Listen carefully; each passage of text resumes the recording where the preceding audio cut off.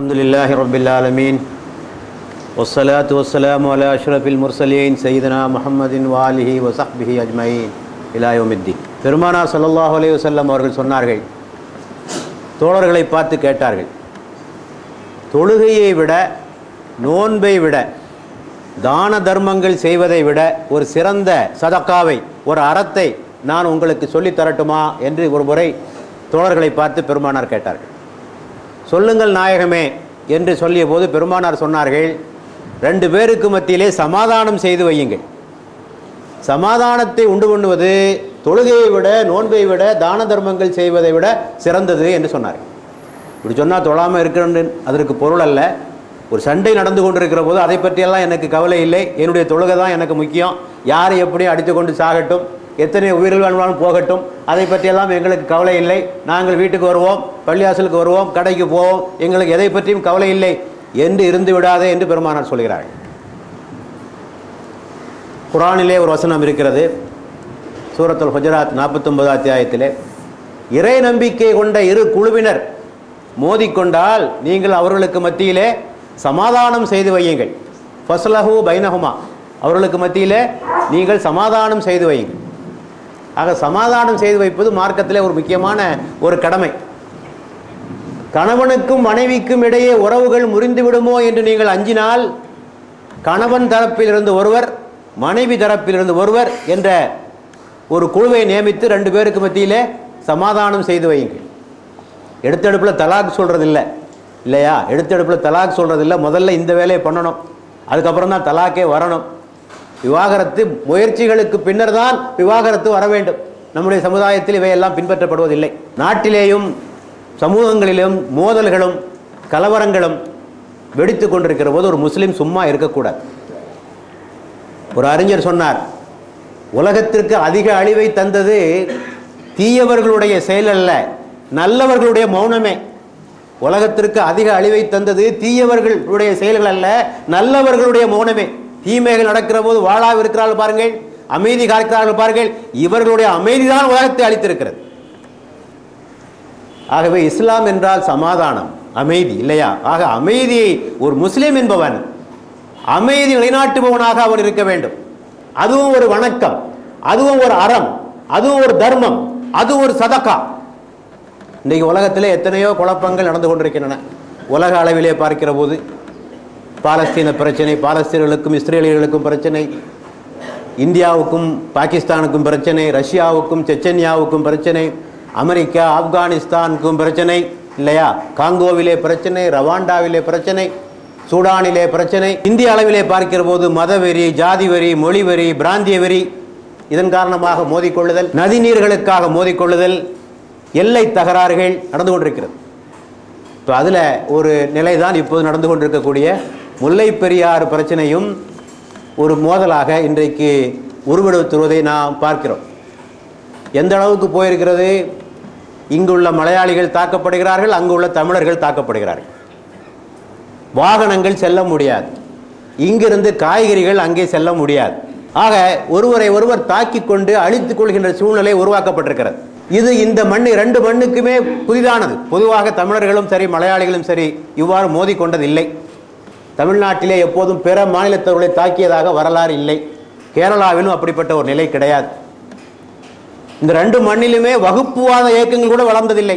ஆனால் இந்த கேரள மண்ணிலும் தமிழ் மண்ணிலும் வகுப்புவாத இயக்கங்கள், மதவெறி இயக்கங்கள் வேறுபிடித்ததில்லை.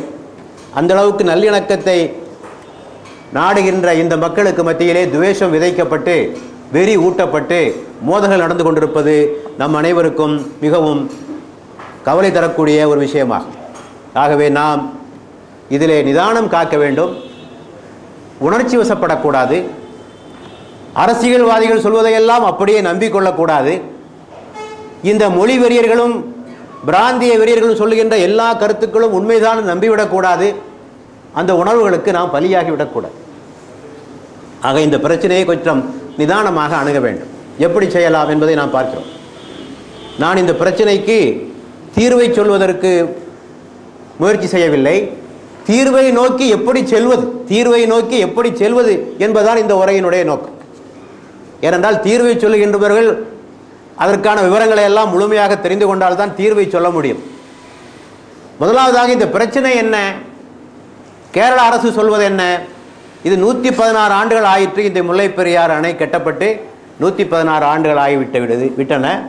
ஆகவே பலவீனம் அடைந்து விட்டது.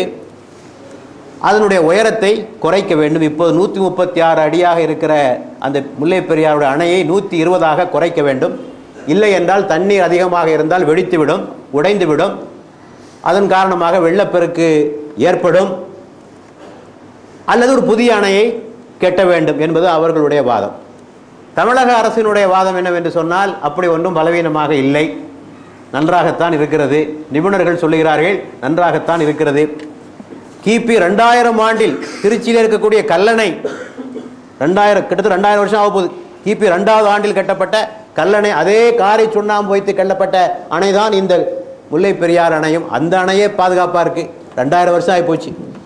ஆக இதற்கு என்று எந்த ஒரு பாதிப்பும் இல்லை. உயரத்தை குறைத்தால் தமிழ்நாட்டுக்கு வர வேண்டிய நீர் வந்து சேராது.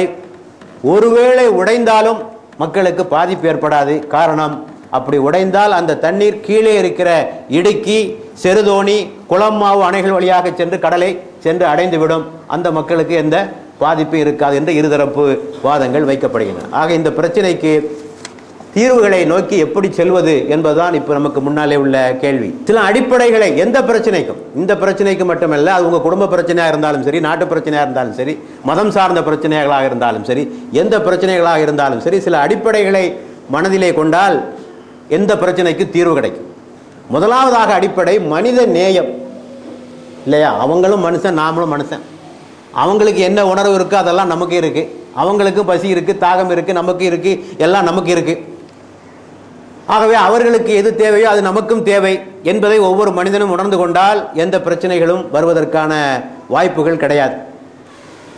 முதலாவதாக இந்த மாநிலம், மாவட்டம், நாடு இவையெல்லாம் நாம் போட்டுக்கொண்ட கோடுகள். இவையெல்லாம் நாம் போட்டுக்கொண்ட கோடுகள். அல்லாஹ் ஒன்றும் இறைவன் போட்ட கோடுகள் அல்ல. 1947க்கு முன்னாலே இந்தியா, பாகிஸ்தான், பங்களாதேஷ் மூணும் ஒன்றா தான் இருந்தது, ஒரே நாடு. இப்போ 3 நாடாகி போச்சு. 2 ஜெர்மனியாக இருந்தது, ஒன்றாக இணைந்து ஒரு ஜெர்மனியாக ஆகிவிட்டது. ஆக இந்த கோடுகள் எல்லாம் நாம் போட்டுக்கொள்கின்ற கோடுகள், நம்முடைய நிர்வாக வசதிக்காக நாம் போட்டுக்கொள்கின்ற கோடுகள்.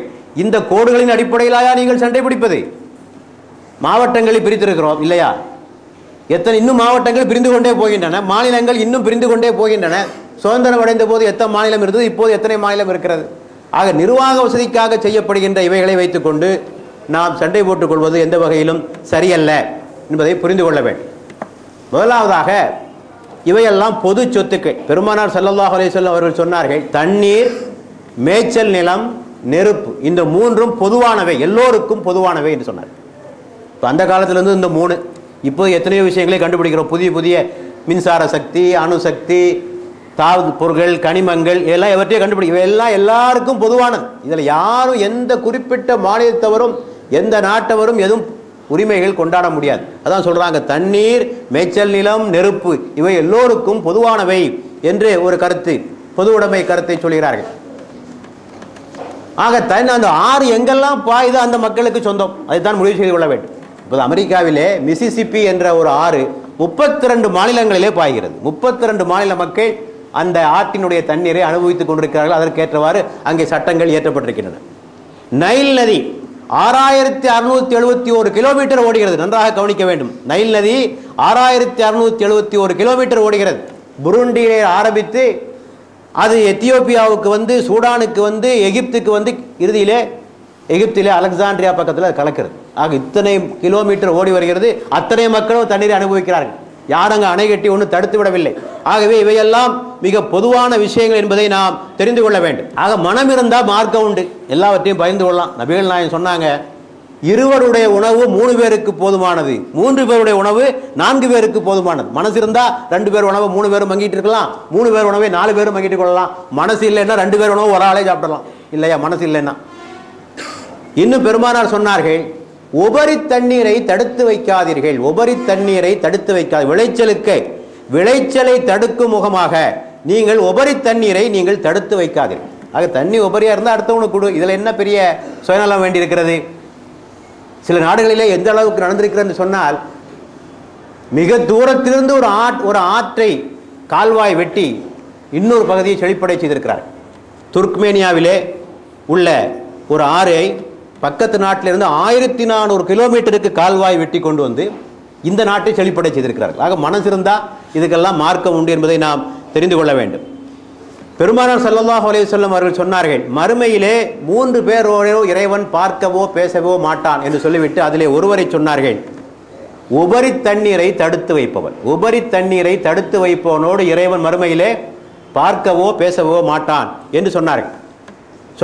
நீங்கள் உற்பத்தி செய்யாத தண்ணீரை நீங்கள் தடுத்து வைத்தால், தண்ணீர் நீங்களா உற்பத்தி பண்ணீங்க, நீங்கள் உற்பத்தி செய்யாத தண்ணீரை நீங்கள் தடுத்து வைத்தால் மறுமையிலே எனது அருட்கொடைகளை நான் உங்களுக்கு தடை செய்வேன் என்று பெருமானார் சொன்னார்கள்.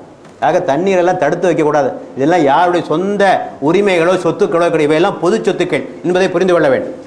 அன்னை ஆயிஷா ரலியல்லாஹு அன்ஹா அவர்களிடத்திலே சொன்னார்கள், எந்த பொருளை கேட்டால் மறுப்பது ஹராமாகும். எந்த பொருளை ஒருவன் கேட்டால் அதை தர மறுப்பது ஹராமாகும் என்று கேட்டபோது உப்பு, தண்ணீர், நெருப்பு 3 சொன்னார். உப்பு, தண்ணீர், நெருப்பு, இந்த 3 ஒரு ஆள் கேட்டால் கொடுத்துடணும். 3 ஒரு ஆள் கேட்டால் கொடுத்து விட வேண்டும் என்று சொல்லிவிட்டு பெருமானார் சொன்னார்கள், நீங்கள் நெருப்பை வழங்கினால் நெருப்பினால் சமைத்த பொருளையே வழங்கியதற்கு ஒப்பாகும். நெருப்பினால் சமைத்த பொருளையே வழங்கியதற்கு ஒப்பாகும். உப்பை வழங்கினால் உப்பினால் சுவையூட்டப்பட்ட ஒரு உணவை வழங்கியதற்கு அது சமமாகும். ஒரு முடக்கு தண்ணீரை நீங்கள் வழங்கினால் ஒரு அடிமையை விடுவித்ததற்கு சமமாகும். தண்ணீரே இல்லாத ஒரு நிலத்தில் ஒருவனுக்கு நீங்கள் தண்ணீர் அளித்தால் அவனுக்கு வாழ்வையே அளித்தது போல். கொம்மன் நகையாக பக்க அன்னமாக பெருமானார் சொன்னார்கள், தண்ணீர் இல்லாத இடத்தில் ஒருவனுக்கு தண்ணீர் வழங்குவது அவனுக்கு வாழ்க்கையை அளித்தது போல என்று சொன்னார்கள். ஆக இந்த பொருட்களை எல்லாம் நாம் யாருக்கும் மறுக்கக்கூடாது. ஆனால் தண்ணீர் என்று வந்துவிட்டால் அதாவது மாநிலங்களுக்கு இடையே என்ன, கார்பரேஷன் வாட்டர் வந்தால் இந்த டேங்கர் அந்த டேங்கர் அந்த பகுதிக்கு விட மாட்டோம், அது கூட சண்டை பிடிக்கிறான், எங்கள் பகுதிக்கு மட்டும்தான் வர வேண்டும், அதிலே தண்ணிக்காக சண்டை நடக்கிற நிலையை நாம் பார்த்து கொண்டிருக்கிறோம். ஆகவே இதில் நாம் சுயநலவாதிகளாக மாறந்து விடுகிறோம்.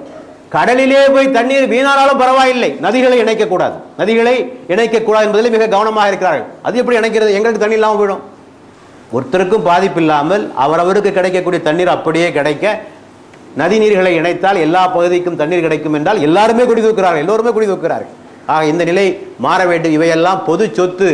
ஆகவே மனித நேயம், எந்த பிரச்சனைக்கும் தீர்வு காண்பதற்கு நானும் மனிதன், அவனும் மனிதன், எனக்கும் தேவை, அவனுக்கும் தேவை, எனக்கு இருக்கிற தேவைகள் அவனுக்கும் இருக்கின்றன என்பதை எல்லா மனிதர்களும் உணர்ந்து கொண்டால் இந்த பிரச்சனைக்கு தீர்வு கிடைக்கும். அடுத்தபடியாக நீதியாக நடந்து கொள்ளுதல்.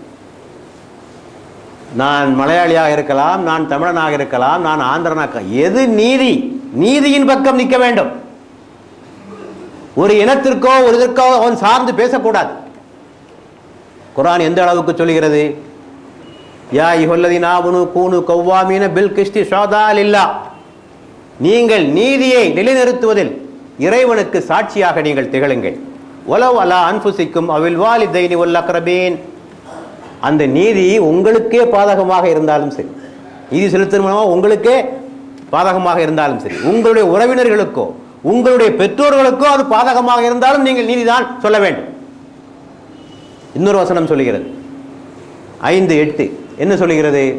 ஒரு சமுதாயம் உங்களுக்கு பிடிக்கவில்லை என்ற காரணத்திற்காக அவர்களுக்கு எதிராக நீங்கள் அநீதிகளை புரியாதீர்கள். ஒலா எஜ்ரிமன்னக்கும் ஷனானு கௌமின் அலா அல்லா தாதிலு, ஒரு சமூகத்தின் மீது நீங்கள் கொண்ட பகையின் காரணமாக அவர்களுக்கு எதிராக நீங்கள் அநீதிகளை புரியாதீர்கள். ஆகவே பிடிச்சவன் பிடிக்காதவன், ஊர்க்காரன் வெளியூர்க்காரன், சொந்தக்காரன், அந்நியன், இந்த அளவெல்லாம் இருக்கக்கூடாது. நீதிதான் அளவுகோல். குர்ஆன் இன்னும் சொல்லுகிறது, ஃபைதா குந்தும் ஃபக்திலு வலவ் கான தா குர்பா, நீங்கள் நீதியே பேசுங்கள், அவர்கள் உங்கள் உறவினராக இருந்தாலும் சரி, உறவினராக இருந்தாலும் சரி. எல்லா இடத்துலையும் உண்மை பேசுவான். குடும்ப பிரச்சனை வந்து வச்சுருங்க, ஒன்றா சேர்ந்துக்குவாங்க எல்லாரும். நம்ம குடும்பத்தை நம்ம விட்டு கொடுக்குறதா என்று அதுவரை நீதி நியாயம் என்று பேசிக் கொண்டிருப்பவர்கள் குடும்ப பிரச்சனை வந்துவிட்டால் தங்க குடும்பத்து பக்கமாக சேர்றதா நியாயம் என்று எண்ணிக்கொண்டிருக்கிறார்கள். அதான் குர்ஆன் சொல்லுகிறது, நீங்கள் நீதியே பேசுங்கள், அது உங்கள் உறவினராக இருந்தாலும் சரி. ஆகவே இந்த விஷயத்திலே நாம் நீதியைத்தான் பேச வேண்டும். யார் பக்கம் நீதி இருக்கிறதோ நியாயம் இருக்கிறதோ அவர் பக்கம் சேர வேண்டும் என்ற நிலை வைத்துக் கொள்ள வேண்டும். ஆக பிரச்சனையை தீர்ப்பதற்கான 2வது அடிப்படை நீதி, நியாயம், தர்மம். 1வது அடிப்படை மனிதநேயம். 3வது விட்டு கொடுத்தல். சில விஷயங்களில் விட்டு கொடுத்தால் விரைந்து வரும் தீர்வு என்று சொல்வார். சில விஷயங்களை விட்டு கொடுக்கணும்.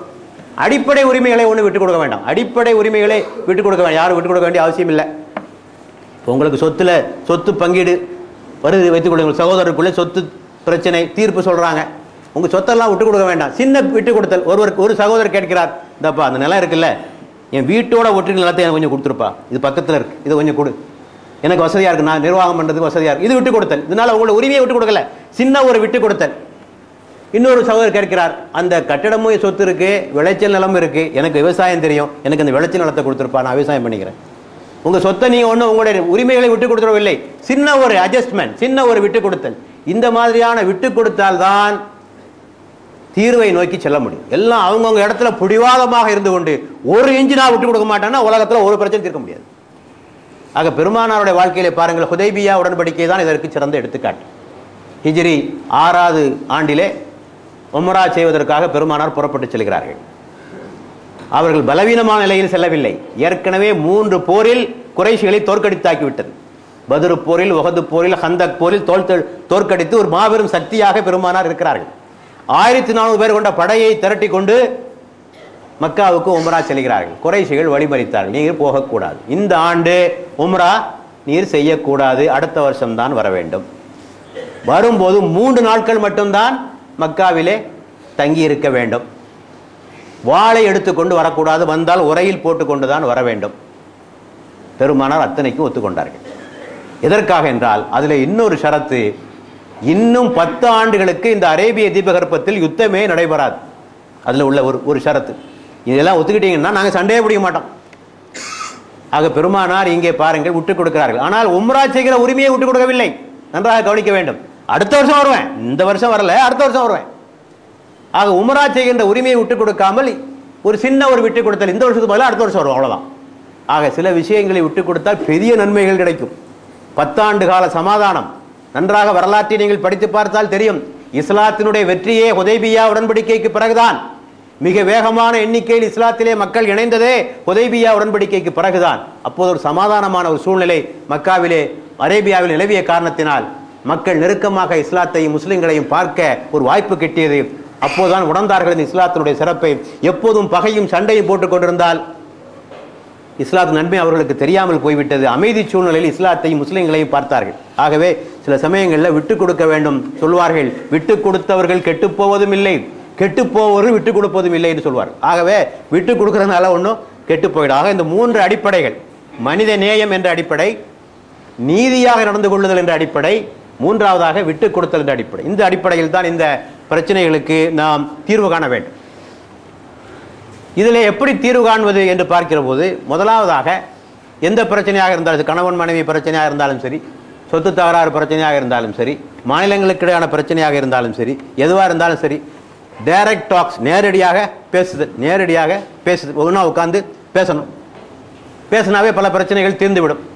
பல குடும்பங்கள் அப்படி தீர்ந்து பார்த்துருக்கிறோம். கணவனுக்கு மனைவிக்கு சண்டை, ஒன்றா உட்காந்து மனம் விட்டு பேசினாங்கன்னா பல பிரச்சனைகள் எல்லாம் தீர்ந்து போய்விடுவதற்கு வாய்ப்பு இருக்குது. அண்ணன் தம்பிக்குள்ள சண்டை, ஒன்றா உட்காந்து இந்த மாதிரி பிரச்சனைனா 2 பேரும் பேசினா பல பிரச்சனைகள் தீர்ந்திருக்கிறது. பேசுவதில்லை, ஈகோ விடுவதில்லை, தன்முனைப்பு அவர்களை விடுவதில்லை, நீயா நானா போட்டியில் இறங்குகிறார்கள், பிரச்சனைகள் தீர்றதில்லை. ஆகவே நேரடியாக உட்கார்ந்து பேச வேண்டும். ஆனால் சில சமயங்களில் இதற்கு வெற்றி கிட்டுவதில்லை. இதற்கான காரணங்கள் என்ன? நாம் முன்னர் சொன்ன 3ஐயும் கடைபிடிக்கவில்லை. மனித நேயத்தை கடைபிடிக்கவில்லை, நீதியை கடைபிடிக்கவில்லை, விட்டு கொடுக்கவில்லை, பிரச்சனை தீரலை. இந்த 3ஐயும் கடைபிடிக்கல, பிரச்சனை தீரலை. அத்தோடு சுயநலம், ஆதிக்க மனப்பான்மை, பொறாமை, காழ்ப்புணர்ச்சி, மாச்சரியம், பகை, இதெல்லாம் வச்சுக்கிட்டு இருந்தால் எப்படி பிரச்சனை தீர்க்க முடியும்? முடியாது. மனசு சுத்தமாக இருந்தால் தான் பிரச்சனையை தீர்க்க முடியும், இல்லையா? இத்தகைய பண்புகளை எல்லாம், சுயநலத்தையும் வெறுப்பையும் துவேஷத்தையும் மனதிலே வைத்துக்கொண்டு பிரச்சனைகளை எப்படி தீர்க்க முடியும்? அதை புரிந்து கொள்ள வேண்டும். அடுத்து, சிலருக்கு பயந்து கொண்டே சிலர் பிரச்சனைகளை தீர்ப்பதில்லை. கணவனுக்கு மனைவி சண்டை வருதுன்னு வைங்க, 2 பேருக்கும் ஆசை இருக்கு ஒன்னா சேரணுண்டு, பெற்றோருக்கு பயந்துட்டு சேர்றதில்லை, மிரட்டுறது. அப்பா அம்மாலாம் என்ன நினைச்சுக்கிட்ட? பல குடும்பங்கள் அழிந்ததற்கு காரணமே பெற்றோர்கள் தான், நன்றாக புரிந்து கொள்ள வேண்டும். பல குடும்பங்களை அழித்ததே பெற்றோர்கள் தான், ஒன்னா இருக்க விட மாட்டாங்க. இவங்களுக்கு அந்த மருமகள் சரியாக அடிபணியவில்லை, சரியான முறையில் கவனிக்கவில்லை என்று சொன்னால் குடும்பத்தையே பிளந்து விடுவார்கள். ஆக பல பேர் அப்பா அம்மாவுக்கு பயந்துக்கிட்டு சமாதானமாகவே தங்களுடைய வாழ்க்கையை அழித்துக் கொண்டிருக்கிறார்கள். இப்போது அரசியல் நடப்பது தான். எதிர்கட்சிக்கு பயந்து கொண்டு சமாதானத்துக்கு வருவதில்லை. இது சமாதானம் ஆயிடுச்சுன்னா எதிர்கட்சிக்காரன் இது பெரிய பிரச்சனை ஆக்கிடுவான், அரசியல் நமக்கு வழி இல்லாமல் போயிடும் என்று பயந்து பல அரசுகள் முடிவுக்கு வருவதில்லை. எதிர்க்கட்சிகளுக்கு பயந்து கொண்டே இந்த நிலையை ஏற்கிறார்கள். ஆகவே பிறருக்கு பயந்தால் ஒன்றும் செய்ய முடியாது என்பதை புரிந்து கொள்ள வேண்டும். அத்தோடு இந்த பிரச்சனை தீராமல் இருப்பதற்கு இன்னொரு காரணம், ஏதாவது ஒரு பிரச்சனை அரசியல்வாதி இருக்கணும் இல்லை, தீர்ந்துட்டா இப்படி எல்லா பிரச்சனையும் தீர்ந்துட்டா இப்படி உன்னை வச்சு சொல்லி சொல்லி தானே வெறியை உண்டாக்கி கொண்டிருக்க வேண்டும். ஆகவே பிரச்சனை தீர்ந்து விட்டால் ஒன்றுமில்லை, சொல்வதற்கு ஒன்றுமில்லை நிலை உருவாகிவிட்ட காரணத்தினால், தூண்டி விடுவதற்கு வேறு விஷயம் இல்லாத காரணத்தினால் இந்த பிரச்சனையை வளர்த்து கொண்டே இருப்பார். இது ஒரு காரணம். இன்னொரு காரணம், அரசியல் கட்சிகளுடைய டபுள் ஸ்டாண்டர்ட், இரட்டை நிலை. ஒரு அகில இந்திய கட்சி என்று சொல்லுவான், அந்த கட்சிக்கு அங்கேயும் கிளை இருக்கும் இங்கேயும் கிளை இருக்கும். அங்கே ஒரு மாதிரி பேசுவோம் இங்கே ஒரு மாதிரி பேசுவோம். ஒரே கட்சிக்காரன் அங்கே ஒரு மாதிரி பேசுவோம் இங்கே ஒரு மாதிரி பேசுவோம். நியாயம்னா ஒன்று தானே இருக்க முடியும். ஒவ்வொரு மாநிலத்துக்கும் ஒரு நியாயமாக இருக்க முடியும். ஒரு நீதி என்றால் ஒன்று தான் இருக்க முடியும். ஆக இது போன்ற காரணங்களினால் இந்த நேரடி பேச்சுவார்த்தைகளில் வெற்றி கிட்டுவதில்லை.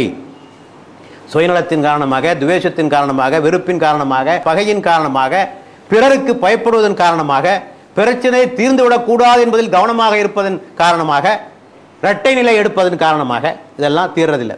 ஆக இந்த சூழ்நிலையில் இந்த பிரச்சனைக்கு என்ன வழின்னா, ஒரு சமாதான குழுவை அமைத்து, ஆர்பிட்ரேஷன் சமாதான குழுவை அமைத்து, சமரச குழுவை அமைத்து பிரச்சனையை தீர்த்துக்கணும், அவ்வளோதான். இல்லையா? கணவனுக்கும் மனைவிக்கு தான் குரான் தான் சொல்லுது. கணவனுக்கும் மனையில் தீர்க்க முடியவில்லை என்று சொன்னால் இவர்கள் தரப்பிலிருந்து ஒருவர், அவர்கள் தரப்பிலிருந்து ஒருவர், நீங்கள் சமாதானம் செய்து வைங்கள். நான் ஆரம்பத்தில் ஓதி காட்டிய அந்த வசனமும் அதைத்தான் சொல்லுகிறது. ரெண்டு இறை நம்பிக்கையால் சண்டையிட்டுக் கொண்டால் அவர்களுக்கு மத்தியிலே நீங்கள் சமாதானம் செய்து வையுங்கள். ஆக இப்போ மூணாவது ஆள்கிட்ட ஒப்படைச்சிடும், தாங்க ஒரு பிரச்சனை இருக்குது, எங்களுக்கு தீர்த்து கொடு. இப்போ இதுக்கு பொருத்தமான ஆள் யார்? நாட்டளவிலே பார்க்கிற போது ஒன்று மத்திய அரசாங்கம் செய்ய வேண்டும்.